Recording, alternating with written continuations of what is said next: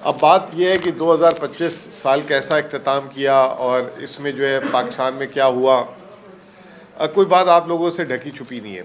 इस वक्त अगर आप देखें तो पाकिस्तान की जो ग्रोथ है, शरह नमू जो है, पिछले 4 सालों में तारीख की सबसे कम तरीन थी और इस साल भी 2.7%, हालांकि हम समझते हैं कि वो नहीं थी, लेकिन चले मान लेते हैं 2.7% ग्रोथ आई।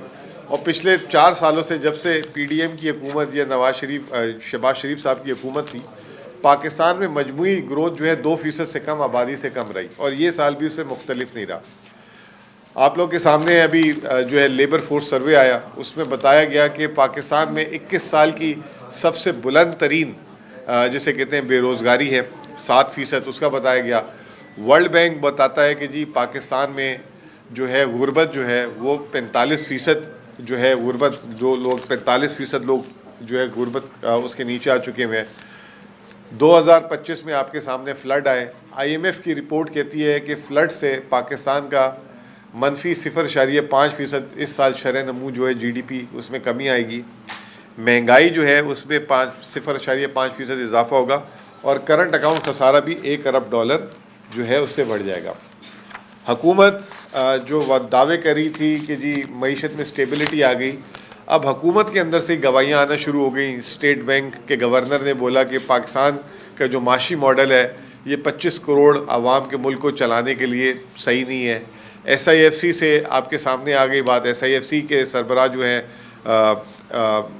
जनरल सरफराज, उन्होंने कहा कि जी पाकिस्तान में जो इस वक्त माशी बदहाली है या जो सरमायाकारी नहीं आ रही, उसके पीछे जो है आंसर जो है पाकिस्तान के हाई टैक्स रेट्स का है। तो इस वक्त जो है म्यूज़िकल चेयर चल रही है। तो इसी दौरान IMF की एक रिपोर्ट आ गई है। IMF की तो वैसे 2 रिपोर्टें आई हैं और दोनों बड़ी काबिल ज़िक्र रिपोर्ट है। पहले तो आपको याद होगा जिसमें हमने प्रेस कॉन्फ्रेंस भी की थी, आखिरी करप्शन एंड डायग्नोस्टिक वाली। अब जो दूसरी रिपोर्ट आई है वो आई है जायज़ा रिपोर्ट जो IMF का मिशन गया था। अब उसमें जो है जो सबसे जो परेशान कुन बात यह है कि जब IMF का प्रोग्राम शुरू हुआ था तो 64 शराइत थी, अब मज़ीद 11 शराइत दे दी गई हैं। अब जो मज़ीद 11 शराइत दी गई हैं वो नहायत ही खौफनाक किस्म की शराइत है और वो शराइत को जब मैं देखता हूँ तो मुझे लगता है कि हमारी आवाम जो पिछले 4 साल से जो मुसलसल जिसे कहते हैं माशी परेशानियों का शिकार हैं, वो उसमें मज़ीद इजाफा होने जा रहा है। अब वो सबसे पहली शर्त यह है कि क्योंकि, और ये IMF को ख़ुद हुकूमत ने लिख के दिया था कि अगर टैक्स टारगेट हासिल ना कर सकें तो उस टैक्स टारगेट को हासिल करने के लिए वो क्या क्या इक़दामात लेंगे। वो आपने सुना भी होगा कि वो जो है सबसे पहले तो जो है खाद और पेस्टिसाइड्स जो कीड़ा मार दवाई होती है उसमें 5% जो है FED लगाने की बातें कर रहे हैं। फिर जो है दूसरी बात ये कर रहे हैं कि जितनी भी शुगरी आइटम है, जैसे चीनी है, चीनी के अलावा अगर कोई चीज़ बेकरी में इस्तेमाल होती है, जो दवाइयों में चीनी इस्तेमाल होती है, शरबत में, कोल्ड ड्रिंक्स में, जहाँ पे भी चीनी का इस्तेमाल है उस पे जो है उन पे FED लगा दिया जाएगा। फिर तीसरी बात यह है कि पाकिस्तान में 3 से 4 किस्म के सेल्स टैक्स हैं। एक 0% है, जैसे पेट्रोल पे इस वक्त 0% सेल्स टैक्स है। बाज़ चीज़ों पे सेल्स टैक्स 8% है, बाज़ चीज़ों पे 18% है। तो हुकूमत ने ये वादा किया था जिन जिन चीज़ों पे 8% सेल्स टैक्स होगा उसको 18% कर दिया जाएगा सेल्स टैक्स। फिर आजकल आप एक और बात भी सुन रहे होंगे कि पेट्रोलियम डेवलपमेंट लेवी जो 80 रुपये, जो PTI की हुकूमत में कभी 20 रुपये से तजावुज़ नहीं किया बल्कि बाज़ औक़ात तो 0 रुपये भी रहा, वो जो है अभी इस वक्त आवाम 80 रुपये भर रही है, उसमें मज़ीद 5 रुपये का इजाफा करेंगे क्योंकि गैस का सर्कुलर डेट जो है वो जो है पाकिस्तान का बढ़ता जा रहा है। तो कहने का मतलब ये कि 11 नई शराइत जो है हुकूमत ने जो IMF से एग्री किया था, जिसमें जो शोबे हैं वो एंटी करप्शन से रिलेटेड पहले हैं। उसमें 2 कंडीशन है। एंटी करप्शन में जो सरकारी मुलाजमीन हैं, जो सिविल सर्वेंट है, उनको अपने असासाजात पब्लिक करने होंगे। मैं समझता हूँ, मैं एग्री करता हूँ, इट्स अ गुड रिफॉर्म।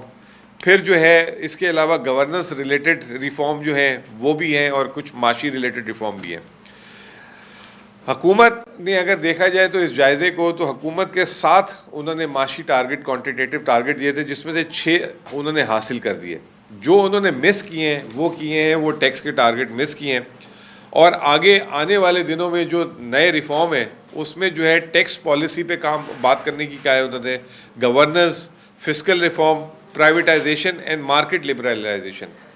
जो एक आने वाले दिनों में एक नई चीज़ जो आईएमएफ ने पकड़ी है, जैसे पिछले दिनों आपको याद होगा कि आईएमएफ ने एक चीज़ पकड़ी थी कि जो प्राल का दरामद का डाटा है और जो पाकिस्तान ब्यूरो ऑफ स्टैटिस्टिक्स का और स्टेट बैंक का डाटा है, उसमें एक बहुत बड़ा वाज़ेह फ़र्क था जो 21 अरब डॉलर तक का था, जो अभी तक जिसकी कोई वजाहत नहीं आ सकी कि वो 21 अरब डॉलर की कहाँ से वो दरामदाद हुई थी। अब स्टेट बैंक ये कह रहा है, आईएमएफ ये कह रहा है कि आपकी जो तरसीलात ज़र हैं, रेमिटेंसेस, उसकी बहुत कॉस्ट बढ़ती जा रही है। अभी पिछले दिनों ईसीसी में आपको याद होगा कि 180 अरब रुपए इजाफी मांगे गए थे कि रेमिटेंस हम जो बाहर से ला रहे हैं, जिसका नाम है PRI, पाकिस्तान रेमिटेंसेस इनिशिएटिव, उसके लिए पैसे चाहिए। तो अब हुकूमत ने उसको ज़रा सा कम भी किया है। तो इसमें जो IMF जो ये सवाल क्यों कर रहा है, ये मुझे समझ नहीं आ रहा कि आया हुकूमत बहुत ज़्यादा पैसे देकर जो है डॉलर लेकर आ रही है, ये क्या है। इस पर अब उन्होंने कहा कि इस पर आप बाकायदा जो है हमें रिपोर्ट करेंगे। फिर इसके अलावा जो दूसरी चीज़ उन्होंने बोली है कि क्रॉस बॉर्डर पेमेंट्स, ये भी एक चीज़ सामने आ रही है। अभी आपने देखा होगा कि कल परसों ये बाइनेंस वगैरह इस चीज़ को भी हमने जो है वो किया है। तो मेरा अपना ख्याल ये है कि IMF की नज़र वहाँ पे है। फिर sugar market and wheat market liberalisation के लें या डीरेगुलराइजेशन के लें, यानी कि इसको बिल्कुल आज़ाद करने की बात कर रहे हैं कि हुकूमत इसमें कोई इंटरवेंशन ना करे। वैसे तो ये लॉन्ग टर्म मैं समझता हूँ कि लॉन्ग टर्म मुल्क के लिए अच्छा है, लेकिन इसमें इस वक्त किसानों के साथ जो है फिर ज़्यादती हो रही है, हुकूमत को उधर कवर न करना पड़ेगा। और वैसे ही आपको पता है कि किसानों की कमर टूट चुकी हुई है।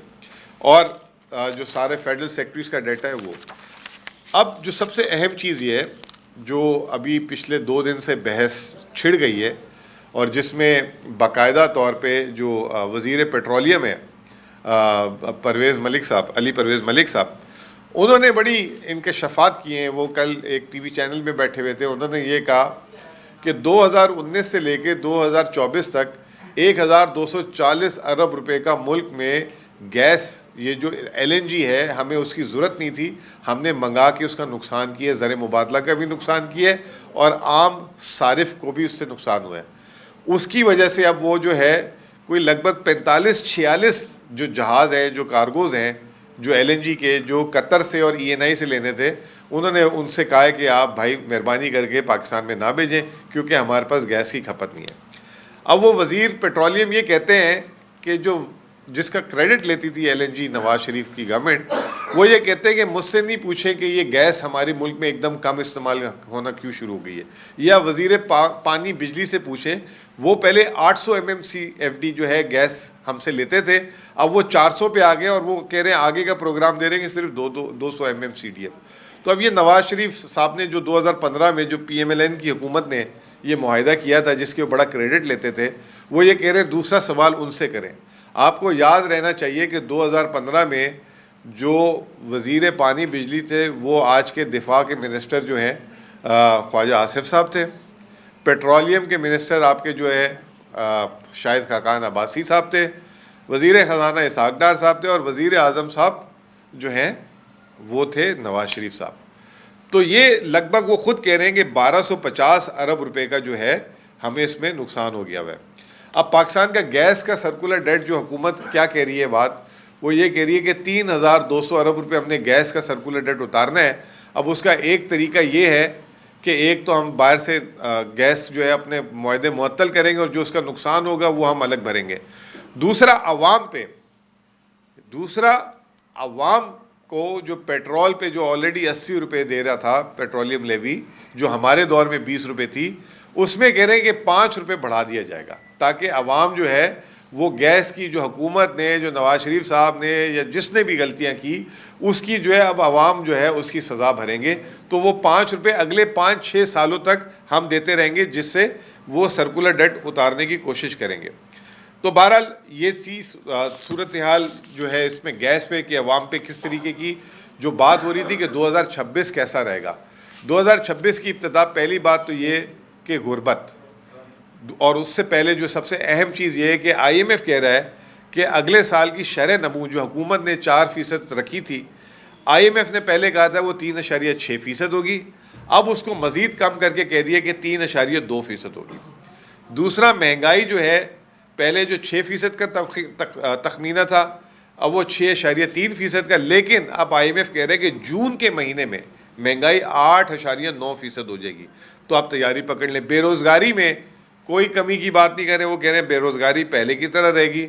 हमारे जो ज़र मुबादला के ज़खायर हैं वो भी जो है पिछले साल के मुकाबले में जो 17,837 अरब रुपये हैं उसके लगभग ही रहेंगे। IMF जो ये जो पिक्चर दिखा रहा है, उससे जो आज मेरा आने का मकसद भी ये है कि आवाम को ये बताना मैं चाह रहा हूँ कि जो 2025 जिसका जिस तरह गुजरा है, अब आप खुद फैसला कर लें कि अगर आपका अच्छा गुजरा है तो अल्लाह ताला इंशाअल्लाह ताला आपका और अच्छा करे, और अगर बुरा गुजरा है तो आपको पता है आपके साथ क्या हुआ 2025 में, 2024 में। जो IMF के तखमीने हैं वो ये बता रहे हैं कि 2026 उससे मुख्तलिफ नहीं होगा, बल्कि मज़ीद सख्तियाँ जो हैं इसमें आ जाएंगी। ये टैक्सेस की शक्ल में आ रही हैं, महंगाई की शक्ल में आ रही है, रोज़गार शरह नमू में कुछ नहीं है, रोज़गार में भी आगे कुछ नहीं आ रहा। तो ये IMF ये बात कर रहा है। फिर उसके बाद एक और चीज़, पाकिस्तान में 70% जो आबादी है उसको जो है जो लाइफ लाइन कंज्यूमर है 50 यूनिट इस्तेमाल करता है, उनको जो है कोई 4-5 रुपये फ़ी यूनिट बिजली दे रहे हैं।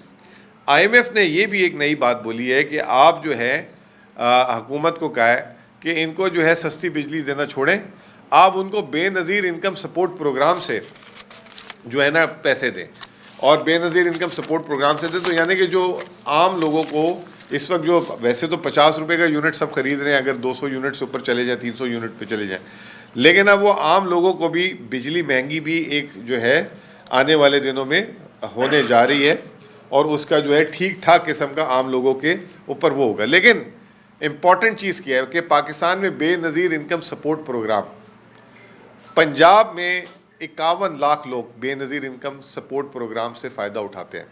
पूरे पाकिस्तान में सबसे ज़्यादा जो बेनज़ीर इनकम सपोर्ट प्रोग्राम के बेनिफिशरी हैं वो पंजाब में हैं। दूसरे नंबर पे हैं 26 लाख लोग सिंध, तीसरे नंबर पे KP, और चौथे नंबर पे बलूचिस्तान 4,85,000।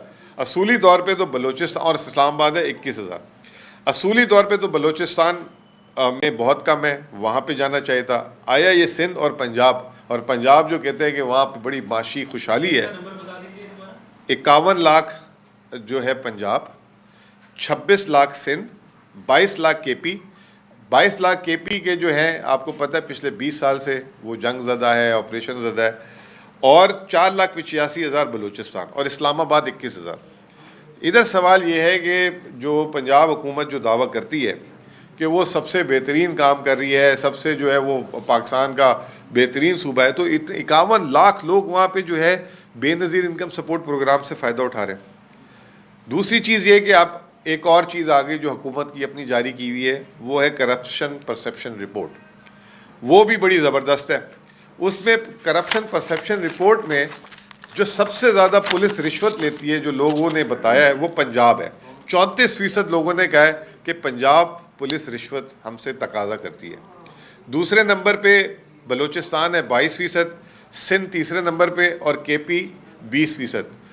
बताना ये चाह रहे थे कि कुछ लोग जो हैं बातें करते हैं कि जी KP में गवर्नेंस का इशू है, ये हुकूमत का जो है करप्शन परसेप्शन इंडेक्स है। फिर रिश्वत का भी एक उन्होंने सर्वे किया, और उन्होंने कहा कि जो सरकारी अफसरान हैं जो रिश्वत का तकाजा करते हैं, तो सिंध में 46% लोगों ने कहा कि सिंध में जो है वहाँ के अफसरान रिश्वत का तकाजा करते हैं। दूसरे नंबर पे 39% पे पंजाब, तीसरे नंबर पे 31% पे बलूचिस्तान, और KP सबसे नीचे 20%। जब मैं ये अपने वज़ीर आला को उस दिन बता रहा था तो वो ये कह रहा था कि ये 20% भी कैसे है हमारा, तो मैंने कहा ये करप्शन परसेप्शन है, यानी कि 20% लोग रिश्वत नहीं लेते, 20% लोगों ने बताया है जिनसे मुलाकात हुई है, तो उन्होंने कहा कि 20% ने कहा कि जी हमसे रिश्वत मांगी जाती है। तो वो उस पर भी आग बगोला हो गया था कि ये जो है कैसे हमारे यहाँ जो है इतनी मतलब ये भी नंबर कैसे आया। तो गवर्नेंस की जब बात होती है तो ये एक बहुत इम्पॉर्टेंट इंडिकेटर है। और अभी एक जो 17 ममालिक में पाकिस्तान, और फ़ख्र की बात है कि बेस्ट अवार्ड मिला है ऐप का, दस्तक ऐप का, वो भी जो है गवर्नेंस से रिलेटेड है। वो केपी की दस्तक ऐप है, उसने जो है वो अवार्ड जीता है। जहाँ पे आईटी कैशलेस की बात हो रही है तो वहाँ पे भी गवर्नेंस में केपी सबसे ऊपर। तो ये गवर्नेंस का पॉइंट ऑफ व्यू भी ये था। अब आखिरी में ये कि आज जो है मॉनेटरी पॉलिसी आ रही है, 11% पे शरह सूद है, 8,200 अरब रुपए हमारे जो है सूद की अदायगी पे हम खर्च कर रहे हैं, और हुकूमत जो है वो ये कहती है कि जी हमारे पास पैसे नहीं है बाकी चीज़ों पे खर्च करने के। सिर्फ बताना मैं ये चाह रहा था कि ये जो 8,200 अरब रुपए जो सूद की हम अदायगी कर रहे हैं, ये आज से 3 साल पहले 3,900 अरब रुपए थी। और उस वक्त भी शरह सूद जो है जब इमरान खान की हुकूमत ख़त्म हुई थी तो 11% पे छोड़ के गए थे। तो इससे आप अंदाज़ा लगा लें कि कितनी बैड गवर्नेंस कर रहे हैं कि सूद की जो हमारी अदायगी है वो भी दिन ब दिन बढ़ती जा रही है, जिसकी वजह से तरक्याती अखराजात और ये तमाम चीज़ें नहीं हो पा रही। तो ओवरऑल जिसे कहते हैं कि 2026 जो है हमारा वो काफ़ी सख्त है, और उसमें अभी हुकूमत ने जो ख़ुद IMF के साथ बातें की हैं, जो उनके साथ वादे किए हैं, तो आने वाले 15 से 20 दिनों में आप देखेंगे कि एक शदीद महंगाई का राउंड होगा।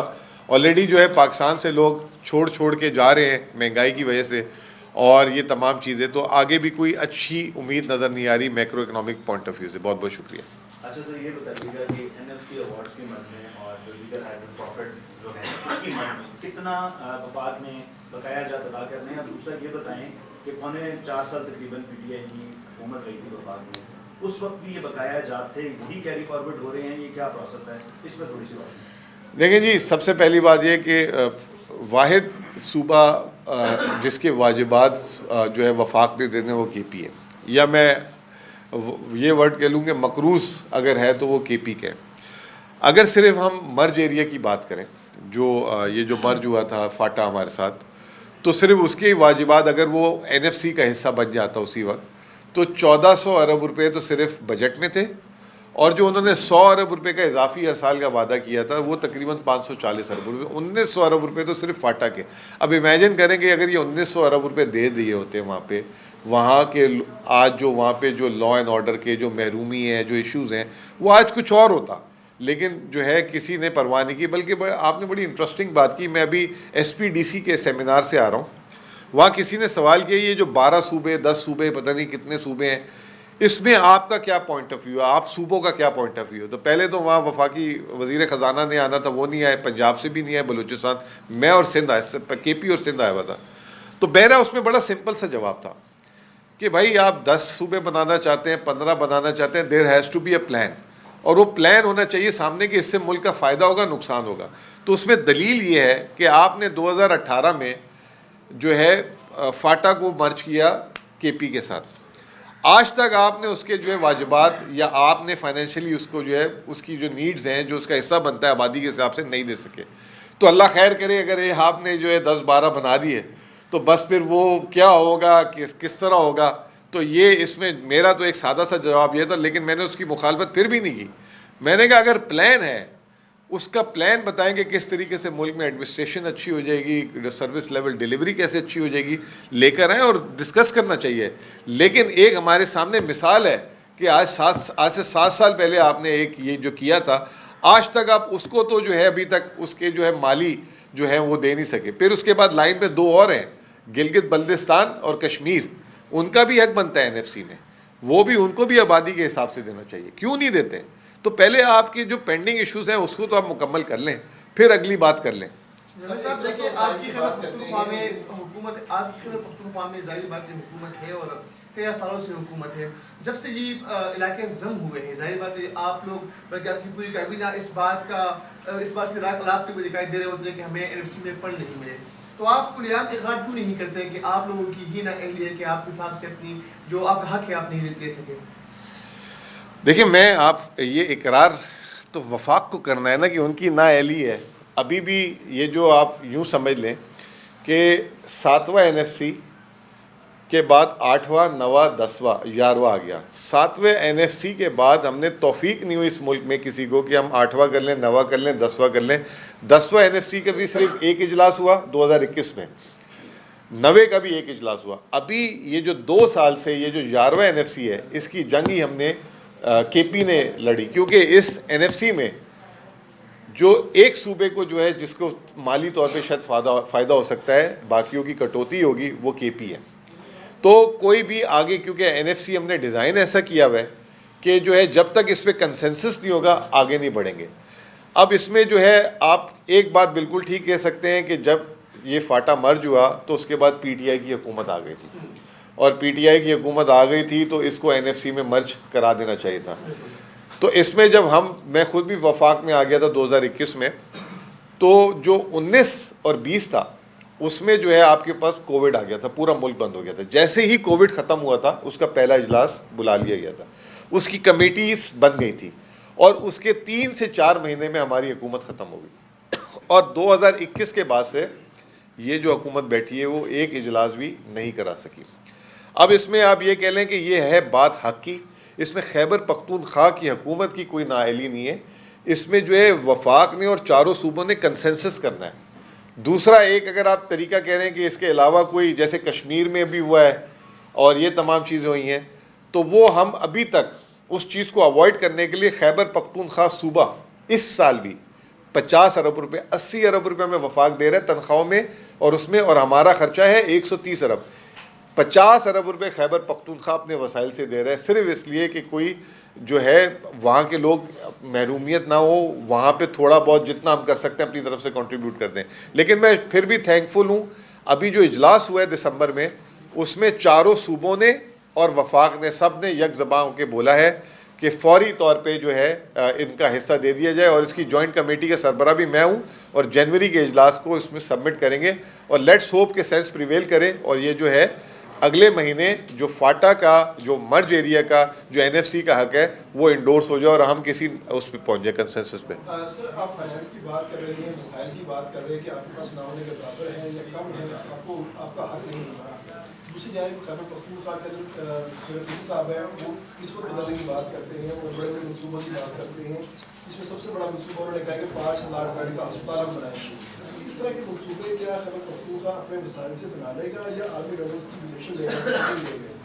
देखिए, मैं आपको एक बात बता दूं कि अल्हम्दुलिल्लाह खैबर पख्तूनख्वा पिछले 22 माह में उसने जो है ना माशी तौर पे बहुत अच्छा सफ़र तय किया है। जब हम आए थे तो हमारे पास 20 अरब रुपये, जब मैं खुद चार्ज लिया था तो हमारे पास 20-25 अरब रुपये टोटल पड़े हुए थे ख़जाने में। तो अभी as I speak with you guys हमारे पास 300 अरब रुपये ख़जाने में पड़े हुए हैं। खैबर पख्तूनख्वा में कभी एक टाइम पे 50 अरब रुपये से ऊपर ख़जाने में पैसे नहीं थे। तो हमने एक माशी तौर पे सफ़र तय किया। अब उसके बाद हमारा कॉन्फिडेंस इतना बढ़ गया हुआ है कि हम इस साल जो है अपनी तारीख की बुलंद तरीन जो है डेवलपमेंट स्पेंडिंग करने जा रहे हैं 250 अरब रुपये के करीब। इसके अलावा जो आपने बात की 5000 बेड वाली, ये एक अस्पताल नहीं है कि ये मेडिकल कॉम्प्लेक्स या मेडिकल सिटी की बात हो रही है कि जिसमें जो है हर तरीके के अलग अलग जो है शोबे के जो है अस्पताल बने। आपको एक छोटी सी एग्जांपल दे देता हूँ। पाकिस्तान के 10 बड़े अस्पतालों में आज भी खैबर पख्तूनख्वा के 2 बड़े अस्पताल हैं। पाकिस्तान के 10 बड़े अस्पताल में, जिसमें आपका लेडी रेडिंग 1800 बेड का है और दूसरा आपका ये जो KTH है ये 1200 बेड का है। इसके अलावा हयाताबाद वो भी 1200 कुछ बेड का है, वो 11वें नंबर पे आता है। तो जब आप 1800-1200 वाले बेड्स पे खड़े हुए हैं ऑलरेडी, तो 5000 बेड, किसी ने कहा कि 100 अरब रुपये उसमें लगेगी, लागत आएगी। तो मैं आपको एक बात बता दूं कि ये 100 अरब रुपये तो हम जो है अब नकद में काम कर सकते हैं, बगैर किसी से कर्ज लिए ये काम कर सकते हैं। तो अल्हम्दुलिल्लाह ये हमने पिछले 2 सालों में अपनी बैकबोन बनाई। एक और चीज़ मैं आपको बात बता दूं, खैबर पख्तूनख्वा अपने वसाइल से, किसी सूबे ने अपना मोटरवे नहीं बनाया। हम एक स्वात मोटरवे बना चुके हैं, स्वात 2 भी बनाने जा रहे हैं। अब जो है DI खान पेशावर मोटरवे जो 2021 में ऐलान हुआ था, उसके लिए फंडिंग नहीं अरेंज हो रही थी। अब फाइनली हम इतने करीब आ गए हैं कि खैबर पख्तूनख्वा हुकूमत अपने वसाइल से उसमें 150 अरब देगी, बाकी 200 अरब रुपये डोनर्स और उधर आएगी। पहली दफ़ा अब हम सिंध की तरह या बलूचिस्तान की तरह, देखें उनका भी हक है, उनको मोटरवे मिलने चाहिए थे। सारे मोटरवे पंजाब को मिल गए और एक ये पेशावर वाला और हज़ारा वाला वफाक ने अपने KP को बना के दिया। सिंध को और बलूचिस्तान को आज तक कोई मोटरवे नहीं मिला, लेकिन सिंध बना सकता था, बना सकता है। लेकिन अभी भी वो हिम्मत नहीं कर रहे। खैबर पख्तूनख्वा हुकूमत अब हिम्मत कर रही है और ख़ुद ये अपना DI खान पेशावर मोटरवे तामीर करेगी इंशाल्लाह ताला। जब आप महंगाई की बात करते हैं तो मुझे साहब ये बताइएगा कि दुनिया के मुकाबले में पाकिस्तान महंगाई के एतबार से कहाँ खड़ा है? आपने कहा ना आइंदा दिनों बहुत बढ़ेगी महंगाई, क्या हम उसी रफ्तार से महंगाई बढ़ रही है जिस रफ्तार से यूरोप और दीगर ममालिक हैं, खासतौर पर सऊदी अरब और UAE में भी तो बढ़ रही है? देखें, इस वक्त जो है ना पाकिस्तान में महंगाई जो है ना मनफी में आ जानी चाहिए थी, यानी कि कीमतें नीचे आ जानी चाहिए थी। उसकी वजह यह है कि जो तेल की कीमत है, तेल की कीमत से हर चीज़ की कीमत तय होती है, ठीक है ना। तेल की कीमत इस वक्त जो है $60 से नीचे है। इस वक्त फरवरी 2021 के बाद सबसे नीची तरीन सतह पे है। लेकिन आपका मसला ये है कि आलमी मार्केट में तेल की कीमत कम होती है, या पेट्रोलियम लेवी बढ़ा देते हैं। ये जो है, अब तो मुझे शक लग रहा है जितने वज़ीर आज़म साहब बैरून मुल्क के सफ़र कर रहे हैं, एंड में कहीं उनके सफ़र के भी पैसे जो है ना 10 पैसे या 20 पैसे जो है ना पेट्रोलियम लेवी पे ना लगा दिए जाए कि जी वज़ीर आज़म साहब बाहर से सरमायाकारी तो ला नहीं पा रहे, तो ख़र्चा तो होता है, जहाज़ भी टैक्सी की तरह चल रहा है, तो कहीं ये भी ना सूरत हाल हो जाए। तो तेल की कीमतें जो हैं, मैंने आपको बता दिया, अब तेल से जो है बिजली भी पैदा होती है। जब तेल की कीमत नीचे होती है तो गैस की कीमतें भी नीचे होती हैं। पाकिस्तान में उल्टा गैस की कीमतें भी बढ़ाने की बातें हो रही हैं वापस से, ठीक है ना। फिर अजनास की कीमतें भी उसी से रिलेटेड होती हैं। तो दुनिया में तो इस वक्त महंगाई जो है नीचे आ रही है। पाकिस्तान में जो है महंगाई नीचे आने का नाम ही नहीं ले रहा। अब वो नीचे आने का नाम इसलिए नहीं ले रहा कि हमारा एडमिनिस्ट्रेटिव मसला है। इकोनॉमिक्स में एक होती है सप्लाई शॉक, एक होती है डिमांड शॉक। ना इस वक्त सप्लाई का मसला है ना डिमांड का मसला है। ये एडमिनिस्ट्रेटिव शॉक लगा हुआ है इस वक्त पाकिस्तान को, कि जो है हमने इतनी बुरी मैनेजमेंट की है इस वक्त इस मुल्क की, पाकिस्तान की, कि ना चाहते हुए भी जो है हर चीज़ का रेट बढ़ रहा है। और मैं आपको एक बात बता दूं कि ये कागज़ों में 6% महंगाई है। अपनी बेगमात से पूछें, अपने घर वालों से पूछें आप, जो है बाकायदा अब तो लोगों को जो है स्कूल की फ़ीसें, पहली दफ़ा मैंने ऐसा सुना है कि प्राइवेट स्कूल वाले कह रहे हैं कि हमारी इनरोलमेंट कम होना शुरू हो गई है।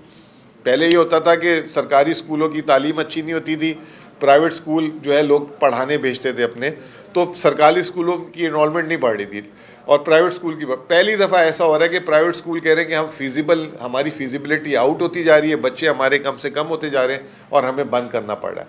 ये छोड़ें, इससे ज़्यादा मैं आपको ख़तरनाक बात बताता हूँ, क्योंकि मैं कराची से बिलोंग करता हूँ, कराची से भी आना जाना है। तो कराची में ना ये दस्तरखान का कल्चर बहुत ज़्यादा है। छीपा, ईदी, ये वो, सैलानी, हर चौक में हर थोड़ी देर बाद वहाँ दस्तरखान वगैरह। वो ये कह रहे हैं, वो वर्ड बड़ा मुझे अच्छा वो लगा, वो कह रहे हैं हमारी सेल कम हो गई है। मैं परेशान, ये चीपा साहब और ये सारे कह रहे हैं सेल कम हो गए। वो कह रहे हैं जो हमें लोग डोनेशन देते थे, जिससे हम खाना खिलाते थे, उसको सेल कहते हैं। तो लोगों के पास डोनेशन देने के पैसे इतने कम हो गए कि अब वो हम उस तरीके से वो काम नहीं कर पा रहे। तो अब पाकिस्तान जो एक, जिसे कहते थे कि खान साहब भी कहते थे कि दुनिया में पाकिस्तान के लोग चैरिटी में बहुत आगे हैं, बड़े खुले दिल से करते हैं और हमारी माशाल्लाह सदक़े ज़कात वगैरह, अब वहाँ पे भी जो है परेशानी आ चुकी है जो इस वक्त माशी हालात हैं। तो बस यही है कि आप लोग तैयारी करें आगे, जो है जो हुकूमत, जो IMF, ये हमारे कोई बनाए हुए वो नहीं है नंबर, इस पे जो है ये सारे कह रहे हैं, एक्सपोर्टर कह रहे हैं कि हम तबाह हो गए, किसान कह रहे हैं हम तबाह हो गए। तो अब आप पंजाब हुकूमत की एग्जांपल, मैंने कल ट्वीट भी की, उसमें मैंने बोला कि पंजाब में किसानों ने एहतजाज किया, अभी वो जो है आजकल ट्रांसपोर्टर निकले हुए हैं। कल उन्हीं के जो एक हामी ग्रुप के, उन्होंने जो है ज़हनी मरीज़ा बोल दिया उन्होंने मरियम नवाज़ को। तो आजकल मेरे ख्याल से ज़हनी मरीज़ भी एक फैशन वर्ड बना हुआ है, जिससे नाराज़ होता है उसको ज़हनी मरीज़ बोल देता है। तो कल उनके जो ताजरों ने उनको बोल दिए, हमें ज़हनी मरीज़ बना दिए जो है पंजाब की वज़ीर आला ने, हम उसकी पार्टी के सपोर्ट करते थे। तो वहाँ पे जो है तकरीबन हर, जो चाहे किसान हो, चाहे इंडस्ट्री हो, चाहे ट्रांसपोर्टर हो, चाहे असातिज़ा हो, चाहे टीचर्स हो, तो ये हालात हो चुके हुए हैं। और अब देखते हैं आगे क्या होता है। और मैं ये समझता हूँ कि जो गवर्नेंस की बात है, वो हुकूमत के अपने ही परसेप्शन इंडेक्स के डाटा ने प्रूव कर दिया कि वो जो बाकी सूबों के मुकाबले में गवर्नेंस में खैबर पख्तूनख्वा सबसे बेहतर है। शरह सूद में 50 बेसिस की कमी हो गई। चलें जी, आप सबको मुबारक हो। और ये भी अगर वो SIFC के सरबराह और वो पाकिस्तान बिजनेस काउंसिल में और ये जो फ़िज़ा बनाई गई थी, उसके बाद जो है, अब आप मुझे बताएं ना, 6% शरह सूद महंगाई है और 10.5% हो गया, यानी 11% से आधा फीसद, 10.5% शरह सूद। तो इससे अच्छा तो माफ़ी मांग लेते, कोई यार आप कोई 100-200 बेसिस पॉइंट कम करते, इससे हुकूमत का सबसे बड़ा फ़ायदा होता। 8,200 अरब रुपये उन्होंने सूद, सबसे बड़ा इस वक्त मकरूज़, बल्कि मेरे पास वो डाटा भी है। इस वक्त हुकूमत ने वैसे 78,000 अरब रुपये कर्ज लिए, सिर्फ बैंकों ने 37,000 अरब रुपये की जो है ना सरमायाकारी हुकूमत को कर्ज दिया हुआ है, प्राइवेट सेक्टर को कर्ज ही नहीं दे रहे, प्राइवेट सेक्टर भी कर्ज नहीं ले पा रहा। तो ये जो है हुकूमत का सबसे बड़ा फ़ायदा, ये पता नहीं कौन से पॉलिसी मेकर हैं, क्या सोच रहे हैं, या क्या इन्होंने कमिटमेंट दिया हुआ IMF को, या ये करेंसी रोकने के लिए कि किसी तरीके से। अब मेरे पास अगर 1,000 रुपये है, एक तरीका ये है कि मैं बैंक में रखता हूँ तो मुझे प्रॉफिट अच्छा मिलेगा, तो मैं जो हूँ उससे फिर डॉलर या सोना नहीं खरीदूंगा। तो शायद मुझे लगता है कि हुकूमत के दिल में खौफ है कि अगर हमने शरह सूद नीचे किया तो कहीं करेंसी ना निकल जाए हाथ से लोग, क्योंकि जब मुनाफा कम मिलेगा तो वो फिर ऑल्टरनेट एसेट में जाएगा। कोई कहेगा डॉलर ले लेता हूँ, कोई कहेगा सोना ले लेता हूँ, कोई कहेगा आजकल तो चांदी भी चढ़ी हुई है बहुत, चांदी में भी लोग बहुत गुस्से में। तो ये जो है शायद मेरे ख्याल से, क्योंकि इनका बफर नहीं है, इतने कमज़ोर हालात पे है कि इसको भी नहीं वो सही कर पा रहे। जो आप कह रहे हैं 300 अरब आपके खजाने में है, खैबर पख्तूनख्वा के लोगों का मेयार जिंदगी बेहतर हुआ है या सिर्फ जमा करते जा रहे हैं? देखें जी, हमने पिछले साल 25% तनख्वाह बढ़ाई, इस साल 10% बढ़ाई। जब हम आए थे तो 70 अरब डेवलपमेंट केयर टेकर ने खर्च किए थे, पिछले साल 155 अरब, इस साल 250 अरब, ठीक है ना। तारीखी स्पेंडिंग कर रहे हैं, मैंने ये आपको प्रोजेक्ट बता दिए। इसके अलावा हम ही ने सबसे पहले 10-10 हज़ार रुपये जो है उसमें दिए थे रमज़ान पैकेजेस में। तो ये हमारी जितनी चीज़ें, सेहत कार्ड में 50 अरब रुपये, सेहत कार्ड बंद कर दिया था, 50 अरब रुपये दे चुका हूँ 1.5-2 साल में पिछले। तो हमारी स्पेंडिंग, और अगर आप देख लें जो क्या कहते हैं, अभी पिछले दिनों एक और सर्वे भी आया था जिसमें ये कहा गया था कि लोग जो हैं अपेरेंटली इसी सर्वे में बल्कि कि आप सर्विस लेवल डिलीवरी पे आप मुतमईन हैं, तो उसमें सबसे अच्छे नंबर हमें मिले थे, स्कोर हमें मिला था। अच्छा अभी अभी आया 4 बजे मीटिंग, आधा घंटा पहले तो 4 बजे था वो। हाँ।